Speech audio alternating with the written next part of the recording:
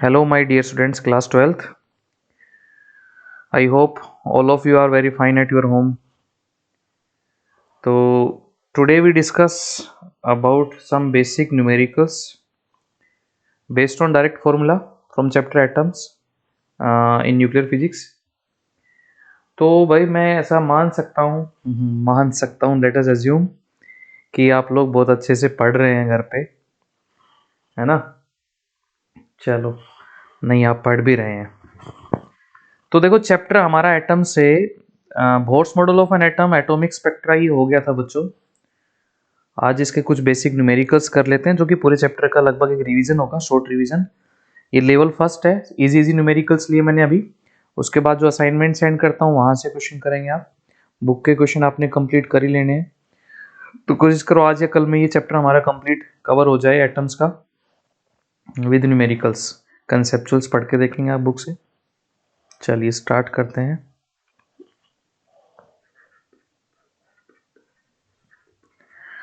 तो एटम्स के अंदर हमारा एक टॉपिक आता है, इसमें छोटा सा है, समझ लेते हैं उसको।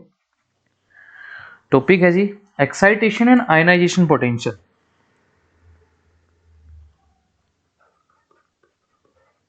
Excitation and ionization potential. Ionization potential और साथ साथ यहां पोटेंशियल एनर्जी को भी ले लेंगे। तो देखिए भाई, लास्ट क्लास में हम कुछ डाटा याद किया था हमने एनर्जी से related. Hydrogen atom first ground state में उसकी ये एनर्जी होगी, और फर्स्ट एक्साइटेड स्टेट मींस बोलो तो मैं सेकंड ऑर्बिट, तो वहां उसकी एनर्जी ये होगी। तो थोड़ा बहुत वो याद रखोगे तो डायरेक्ट क्वेश्चन में हेल्प मिलेगी क्वेश्चन करने में फटाफट से। यहां पर अब बच्चों पोटेंशियल की बात हो रही है ना, कि पोटेंशियल एनर्जी, और हमने एनर्जी तो हमने पढ़ा है इसमें। तो देखिए मैं यहाँ आपको समझा रहा हूँ कि एक एटम में न्यूक्लियस हो गया, और न्यूक्लियस की के सराउंडिंग में इलेक्ट्रॉन रिवॉल्व कर रहे हैं डेफिनेट ऑर्बिट्स के अंदर, ठीक है।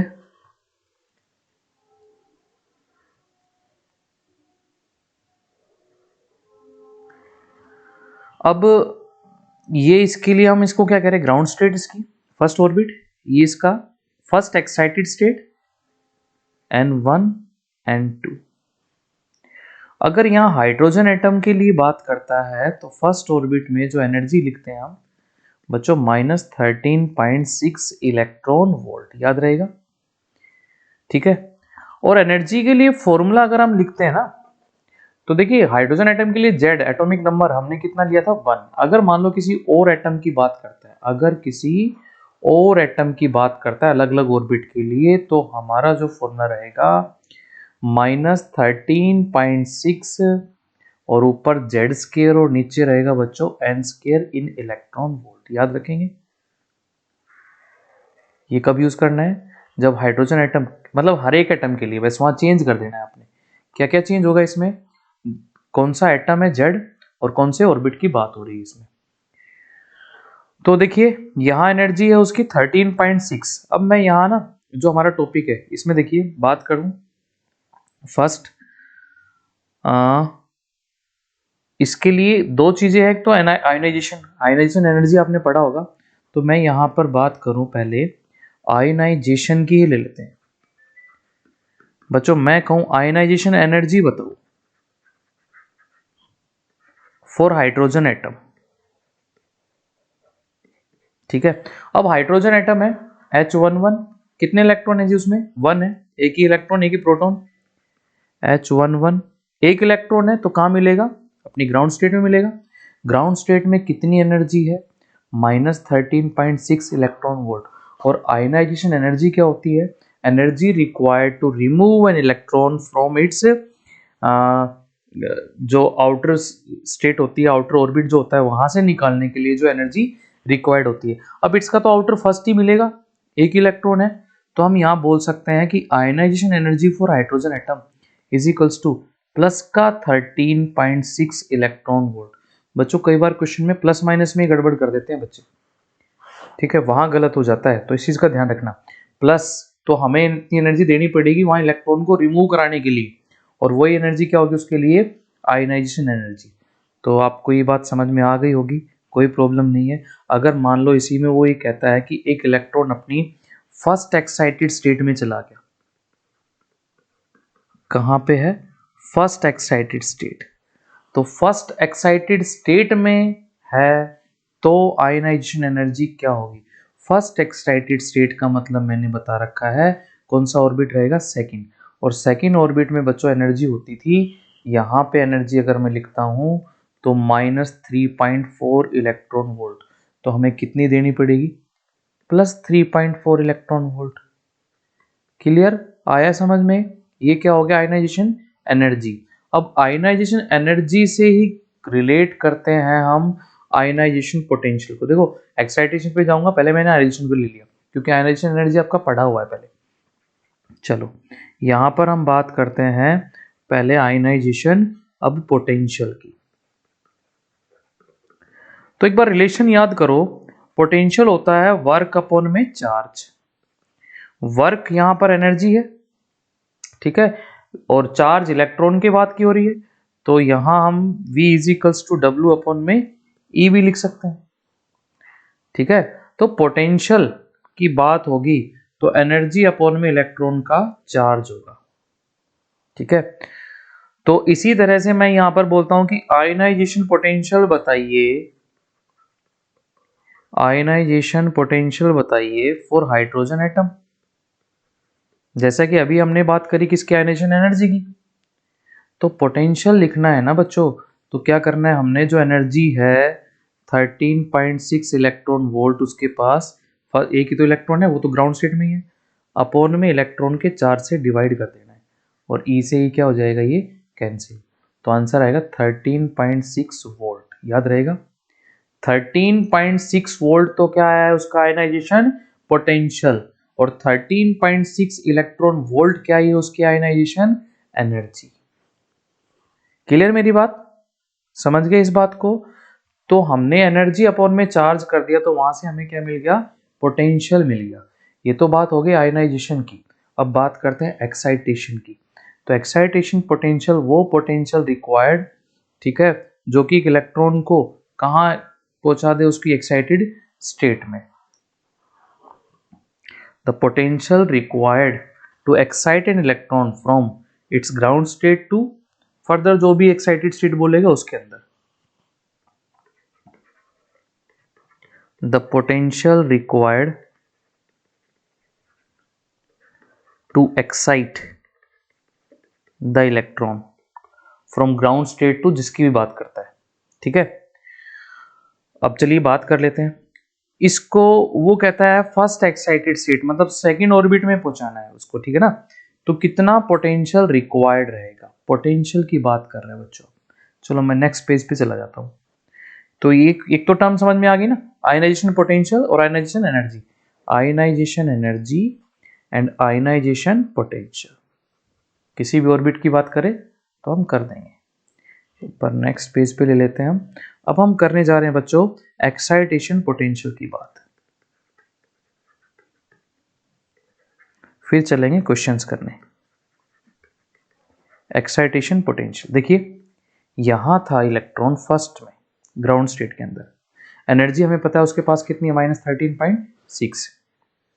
क्लियर, यहां पे एनर्जी है -3.4 इलेक्ट्रॉन वोल्ट, या एनर्जी है -13.6 इलेक्ट्रॉन वोल्ट। चलो मुझे ये बताओ पहले एक्साइटेशन एनर्जी क्या होगी, एक्साइटेशन एनर्जी, जो एनर्जी हमें रिक्वायर्ड है उस इलेक्ट्रॉन को यहां से यहां पहुंचाने में, जो एनर्जी रिक्वायर्ड है, कितनी एनर्जी रिक्वायर्ड होगी, ये एनर्जी, इसको हम क्या कह रहे हैं E2, ये एनर्जी, इसको हम क्या कह रहे हैं E1, एनर्जी रिक्वायर्ड क्या होगी E2 minus E1 is equals to, E2 कितना है -3.4 electron volt, minus minus plus 13.6 electron volt. Solve करने में बच्चों आता है ये, आप यहाँ 3.4 रखेंगे ना, भाई यहाँ रख देंगे ना 3.4, तो कितना आ जाएगा 10.2 इलेक्ट्रॉन वोल्ट। ये एनर्जी रिक्वायर्ड है उसको उसकी फर्स्ट एक्साइटेड स्टेट के अंदर पहुंचाने में। ठीक है, अब हमें एनर्जी नहीं बतानी, हमें तो क्या बताना है, एक्साइटेशन पोटेंशियल। गड़बड़ हो जाती है, सिंपल सा क्वेश्चन आता है लेकिन एनर्जी और पोटेंशियल में कंफ्यूजन हो जाती है। तो एक्साइटेशन पोटेंशियल कितना हो जाएगा यहाँ, जो एनर्जी है 10.2 इलेक्ट्रॉन वोल्ट, उसको इलेक्ट्रॉन के चार्ज से डिवाइड कर दो, सिंपल 10.2 वोल्ट। कई बात दिमाग में, क्या बताया कि excitation energy, excitation potential, ionization energy, ionization potential. ठीक है, कंपेयर करके फिर पढ़ना है इनको पूरा। तो एनर्जी जो रिक्वायर्ड होती है उसको, अब मान लो वो देगा क्वेश्चन के अंदर कि कौन सी एक्साइटेड स्टेट में पहुंचाना है उसको, तो हम कैलकुलेट कर लेंगे यहाँ से। तो अब चलते हैं भाई, कुछ बेसिक क्वेश्चन इस चैप्टर के ले लेते हैं। टाइप्स मैंने कोशिश करी है वहां से कवर हो जाए इसमें। एक सेकेंड,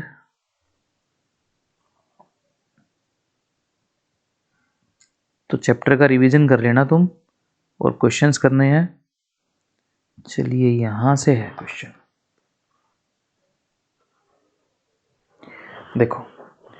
तो बच्चों यहाँ फर्स्ट क्वेश्चन आ गया, पढ़िए एक बार। अच्छा, ट्राई करनी है तुमने ना हर एक क्वेश्चन को एक बार वीडियो को रोक के पॉज करके, और फिर उसके बाद अपने आप से प्रैक्टिस करनी है, एक बार सोल्व करके देखना है, क्योंकि ये क्वेश्चन आप पहले कर चुके हैं एक बार, तो याद आएंगे। तो ये सारे इंपॉर्टेंट क्वेश्चन है। पहला क्वेश्चन इंपॉर्टेंट है, which state of the triply ionize, beryllium है ये। ठीक है, 3 इलेक्ट्रॉन निकले हुए हैं, 3 पॉजिटिव जो दिखा रखा है the same orbital radius, same orbital radius किसके, as that of the ground state of, as that of the ground state of hydrogen atom. पूरा नहीं है ये, हाइड्रोजन एटम। ठीक है, हाइड्रोजन एटम के ग्राउंड स्टेट के लिए जो ऑर्बिटल रेडियस होता है वही हमें किसके लिए चाहिए, बेरिलियम 3 पॉजिटिव जो दे रखा है इस क्वेश्चन के अंदर, उसके लिए हमें कैलकुलेट करना है। तो चलिए रेडियस का फॉर्मूला बात अब याद करो। R इज इक्वल्स टू क्या था, n square h square 4 pi square m के z e स्केयर। ठीक है ना भाई। अब यहाँ से H तो दोनों के लिए वही होगा, हाइड्रोजन हो चाहे बेरिलियम हो, 4 पाई भी वही होगा, M भी वही है, K भी वही है, E भी वही है, बस क्या चेंज हो रहा है, N और H। कौन से विच स्टेट, कौन सी स्टेट के लिए, कौन से ऑर्बिट के लिए, जो बेरिलियम है उसका जो रेडियस है वो किसके बराबर मिलेगा, हाइड्रोजन के ग्राउंड स्टेट के। तो हम कह रहे हैं यहाँ से इस फॉर्मूले में R directly proportional to n square upon में Z। बात समझ में आई। हाइड्रोजन एटम के लिए ये जो लिखेंगे, मान लो यहाँ कोई भी कांस्टेंट आ रहा होगा, के लिख लिया मैंने, वो कांस्टेंट उस बेरिलियम के लिए भी होगा। तो हाइड्रोजन एटम के लिए ग्राउंड स्टेट मतलब n कितना है 1, और हाइड्रोजन एटम का एटॉमिक नंबर आल्सो 1, 1 का स्केयर करते जाओ। अब बेरिलियम Be 3 पॉजिटिव। ठीक है, क्या लिखेंगे वहां से K। अब बच्चों कौन सी स्टेट, n तो हमें फाइंड आउट करना है ना, और Z एटॉमिक नंबर, इसका एटॉमिक नंबर कितना होता है बेरिलियम का, सोचिए जरा 4। तो n स्केयर और अपॉन में कितना हो जाएगा 4, नहीं सॉरी, हाँ ठीक है, n स्केयर अपॉन में Z, तो ये कितना हो जाएगा 4। ये हमारे लिए रेडियस आ गया, किसके लिए, बेरिलियम के लिए। अब दोनों का रेडियस क्या कह रहा है, वो सेम कह रहा है, तो k ही है इधर तो, और यहाँ कितना है k, n स्केयर अपॉन में 4, इसको आप कैंसिल कर दीजिए तो कांस्टेंट है। तो यहाँ n square is equals to 4, तो n इज इक्वल्स टू 2। तो क्या समझ में आया यहाँ से कि जो बेरिलियम 3 पॉजिटिव के लिए जो स्टेट है, ऑर्बिट जो है वो सेकंड है, उसका रेडियस बराबर मिलेगा ground state of hydrogen atom, क्योंकि रेडियस डिपेंड करेगा एटॉमिक नंबर पे भी और कौन से ऑर्बिट के लिए। रेशो तो पता है ना, 1:4:9:16 में इस तरह से डिवाइड मिलेगा अलग अलग ऑर्बिट के लिए। Clear, first question easy. ऐसे 1-2 क्वेश्चन और मिल जाएंगे आपको बुक में, वहां से प्रैक्टिस कर लेंगे। तो ये हमारा first question complete.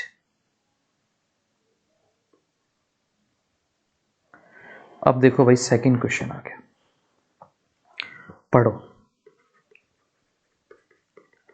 The second member, ठीक है ना, सेकंड मेंबर किसका, लाइमन सीरीज का। तो लाइमन सीरीज की बात कर रहा है भाई पहले। Lyman series. कौन से ऑर्बिट में आता है इलेक्ट्रॉन? फर्स्ट में। कहां से आता है? 2, 3, 4 ऐसे। ठीक है। अब कौन से मेंबर की बात हो रही है? Second member. Second member means third से किस में आया? फर्स्ट में। Lyman series has the wavelength of this. Calculate the wavelength of first member ये ऑफ बाल्मर सीरीज। ये भी कंप्लीट नहीं लिख रखा, चलो अब कर देते हैं। First member of Balmer series के लिए मान लो मैं इसको कर रहा हूं, कोई भी सीरीज हो कर सकते हैं वहां से। अब फॉर्मूला देखो क्या था हमारा। एक के लिए वेवलेंथ दे रखी है बच्चों और दूसरे की सीरीज के लिए पूछ रहा है वो, तो फॉर्मूला हमारा जो वेवलेंथ के लिए आता है 1/λ is equals to R, bracket में 1/n1 square minus 1/n2 square. आप इस क्वेश्चन को दो तरीके से, एक तो डायरेक्ट भी कर सकते हैं, एक दोनों को कंपेयर करके भी कर सकते हैं। कंपेयर से इजी पड़ता है क्योंकि वहां पर रेबर कांस्टेंट की वैल्यू कैंसिल हो जाती है। कैसे? देखो 1 में कितना था जी ये लाइमन सीरीज के लिए? 5400 एंगस्ट्रॉम। आप एंगस्ट्रॉम में निकाल दीजिए आंसर, आर को आर ही रहने दो। ठीक है। सेकंड मेंबर की बात हो रही है तो n1 तो 1 ही रहेगा ना, माइनस, और n2 सेकंड, ये थर्ड से आएगा ना, थर्ड से सेकंड मेंबर कह रहा है, तो 3 का स्क्वायर हो गया 9। इक्वेशन फर्स्ट बाल्मर के लिए निकालना है 1/λ इज इक्वल्स टू आर, तो वही रहेगा। अब बाल्मर सीरीज में फर्स्ट मेंबर की बात हो रही है तो बाल्मर के लिए कौन सा n1 कितना होता है? सेकंड, सेकंड में आता है। n2 कितना? 3, 4, 5। कौन से मेंबर की बात हो रही है? First member. फर्स्ट तो यही मिलेगा इसका, थर्ड से किस में चला जाएगा? सेकंड में चला जाएगा, तो आएगा किस में? सेकंड में। तो n1 होता है जिसमें आएगा 2 का स्क्वायर 4 माइनस, कहां से आ रहा है? थर्ड से आ रहा है, 3 का स्क्वायर हो गया 9। Equation second. अब आप इनको डिवाइड करेंगे, सोल्व करेंगे और सिंपल आंसर। इस तरह के क्वेश्चन आप प्रैक्टिस करके देख लेंगे एक बार। ठीक है। तो कैलकुलेशन में टाइम नहीं लगा रहे हम, वो अपना करते रहना, सिंपल सिंपल कैलकुलेशन। अब चलते हैं नेक्स्ट क्वेश्चन पे। ये आ गया बच्चों थर्ड क्वेश्चन। चलिए, which one of the relation is correct between the period and number of orbit while an electron is revolving in an orbit.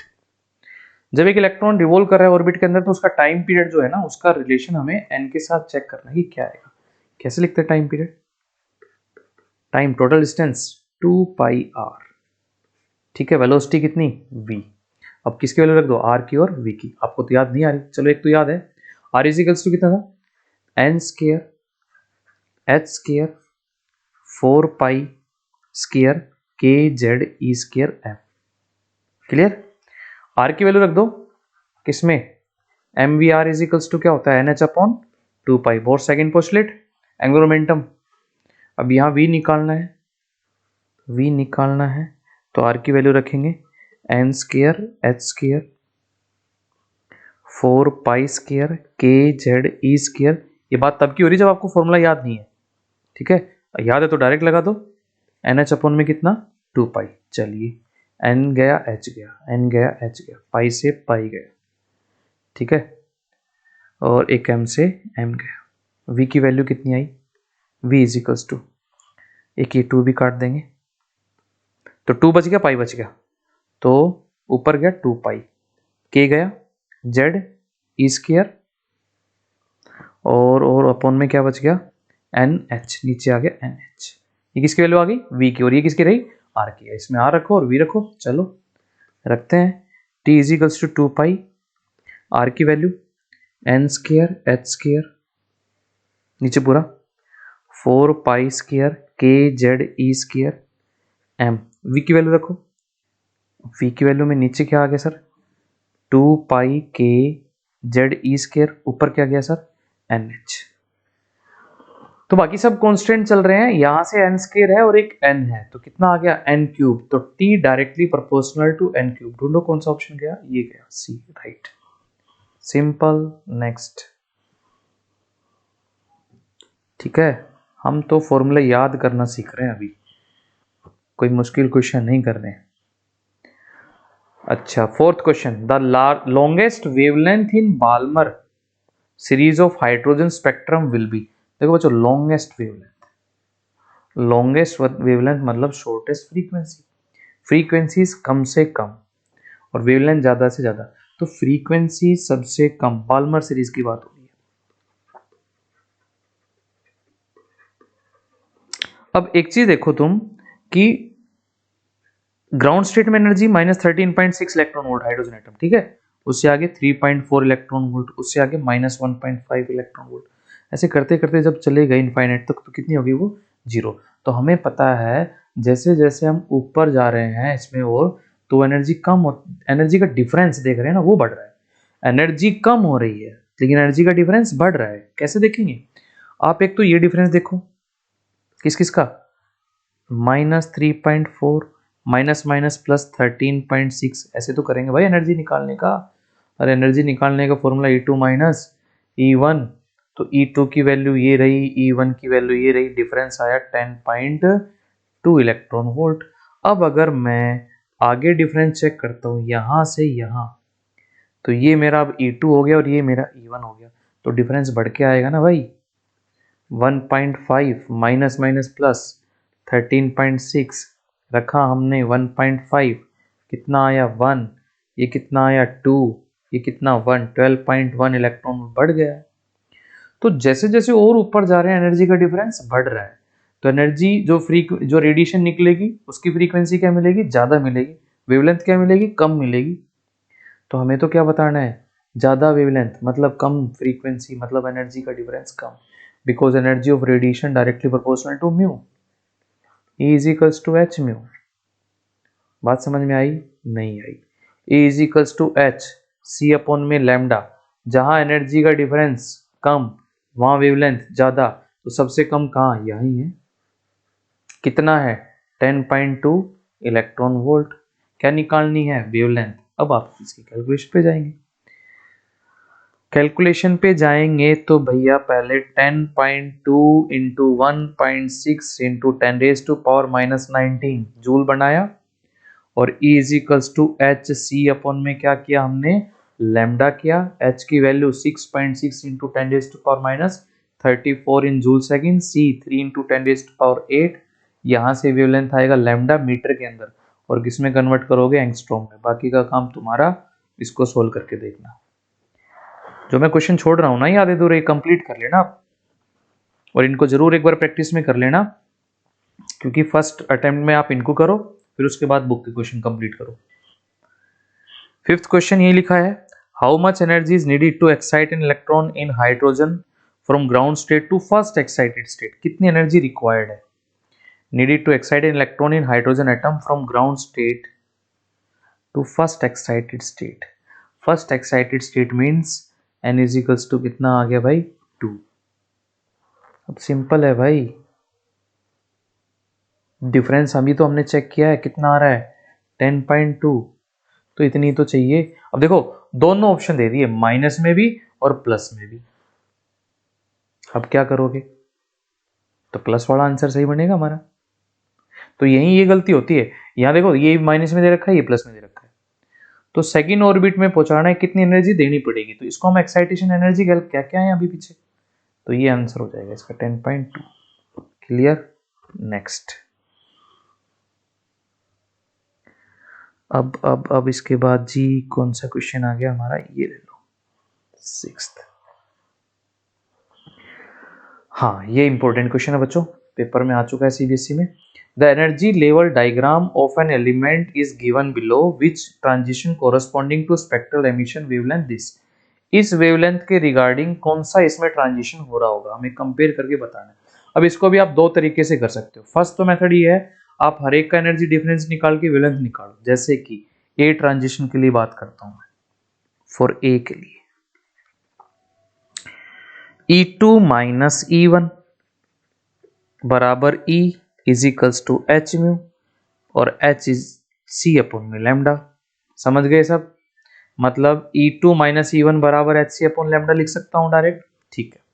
E2 हमारा अपर एक्साइटेड रहेगा, याद रखना है, तो यहाँ मैं फर्स्ट ए ट्रांजिशन की बात कर रहा हूँ, तो यहाँ से यहाँ आया इलेक्ट्रॉन, देख रहे हो ना रेड कलर से जो मार्क कर रखा है ए, यहाँ से यहाँ आया है।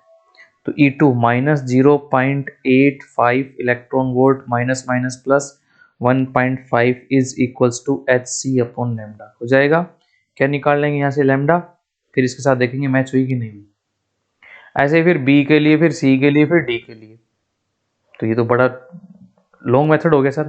तो हम इसकी बजाय हम क्या करेंगे, डायरेक्ट यहाँ से एनर्जी निकालेंगे। E इज इक्वल्स टू क्या होता है, एच म्यू सी अपॉन में लेमडा, लेमडा की ये वैल्यू, एच की वैल्यू है ना भाई 6.6 इंटू 10⁻⁻34, 3 इंटू 10⁻8, ठीक है। लेमडा 102.7 नैनोमीटर से मीटर 10⁻⁻9। ये एनर्जी किस में आएगी, जूल में। लेकिन हमारा कंपैरिजन किसके साथ है, इलेक्ट्रॉन वोल्ट के साथ। तो इलेक्ट्रॉन वोल्ट से जूल तो 1.6 इंटू 10⁻⁻19 मल्टीप्लाई, बट यहाँ हम जूल से इलेक्ट्रॉन वोल्ट कर रहे हैं तो डिवाइड 1.6 इंटू 10⁻⁻19। ये पूरा सोल्व करके क्या आएगा, इलेक्ट्रॉन वोल्ट।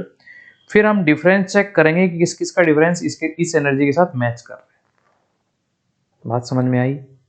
क्या बताया मैंने कि हम चार में अलग अलग ट्रांजिशन के लिए अलग अलग वेवलेंथ फाइंड आउट करने की बजाय हम क्या करेंगे कि जो हमारे को गिवन वेवलेंथ है उसी से हम एनर्जी में कन्वर्ट करके इलेक्ट्रॉन वोल्ट में, और फिर हम इनका डिफरेंस चेक कर लेंगे कि किसमें इतना डिफरेंस बन रहा है। अब जिसमें ये एनर्जी का डिफरेंस बन रहा होगा वो ट्रांजिशन हो रही होगी। ठीक है, करके देखना है। Very good. क्या सर, हमने कहा भी नहीं कि हम करके देख लेंगे, वेरी गुड भी कर दिया। आगे देखो, next question, which of the following atoms has the lowest ionization potential. Lowest ionization potential, ionization potential वो पोटेंशियल जो इलेक्ट्रॉन को रिमूव कराने के लिए पोटेंशियल रिक्वायर्ड है। तो कौन सा इलेक्ट्रॉन आसानी से निकल जाएगा, किस में से, तो जिसका इलेक्ट्रॉन जी न्यूक्लियस से जितना दूर होगा। वो तो सीजियम के लिए दिख रहा है सर यहाँ, क्योंकि इसका एटॉमिक नंबर सबसे ज्यादा है। तो इसका इलेक्ट्रॉन न्यूक्लियस से सबसे दूर मिलेगा, तो लूजली बाउंड मिलेगा। मतलब लूजली का मतलब ये कि सबसे कम बाउंड एनर्जी से बाउंड मिलेगा। तो उसको निकालने के लिए कम से कम ही क्या रिक्वायर्ड होगा, पोटेंशियल। ये तो हो ही गया, ओरल क्वेश्चन था। Next question, hydrogen atom excites energy level from fundamental state to n is equals to 3। Fundamental state क्या है जी, ग्राउंड स्टेट से कहां पहुंचा दिया, थर्ड में। तो कितनी नंबर ऑफ स्पेक्ट्रल लाइंस निकलने की चांसेस, प्रोबेबिलिटी है। देखिए कहां से कहां पहुंचा दिया, फर्स्ट से थर्ड पहुंचा दिया उसको, ये 2 और ये 3। अब यहां से यहां आए, यहां से यहां जाए, या यहां से यहां आए, ठीक है। कितनी स्पेक्ट्रल लाइंस एमिट कर सकता है, थर्ड से फर्स्ट लाइमन सीरीज, थर्ड से सेकंड बाल्मर सीरीज, सेकंड से फर्स्ट फिर से लाइमन सीरीज। तो सर 3 टाइप से इस तरह स्पेक्ट्रल सीरीज निकाल सकता है, तो आंसर बी। अब इसके लिए फॉर्मूला याद रख लेना, n इंटू एन माइनस 1/2। जब भी ऐसा क्वेश्चन आए फॉर्मूला लगा दो। इसमें n जहां पर है वो 3 माइनस 1/2, 6/2, आंसर 3, खत्म। नेक्स्ट, और ये रहा क्वेश्चन। चलिए सॉल्यूशन देखो, क्वेश्चन पढ़ो। एनर्जी रिक्वायर्ड, एक मिनट में चेक कर लूं, यहां रिकॉर्डिंग चल रही है, चल रही है। Energy required for the electron excitation in lithium to positive from first to third Bohr's orbit is. देखिए एटम बदल दिया बच्चों, हाइड्रोजन की बजाय अब लिथियम कर दिया। Energy required for electron excitation in lithium from first to third Bohr's orbit, कैसे करेंगे, क्या फॉर्मूला बताया था अभी मैंने, इस सबसे पहले वाले क्वेश्चन बता दिया था। अगर हाइड्रोजन एटम आता है तो ग्राउंड स्टेट में -13.6, बट यहां पर हाइड्रोजन एटम नहीं है, तो हमने क्या करना है, -13.6, फॉर्मूला क्या था, जेड स्क्वायर अपॉन में एन स्क्वायर, यही तो था। हाँ ठीक है। अच्छा, अब जेड लिथियम के लिए कितना होता है, कितना, 3। ठीक है। अब कहाँ से कहाँ, from the first to third Bohr orbit, तो कितनी एनर्जी रिक्वायर्ड होगी, तो थर्ड से फर्स्ट, तो E is equals to E3 minus E1। ठीक है, समझ गए।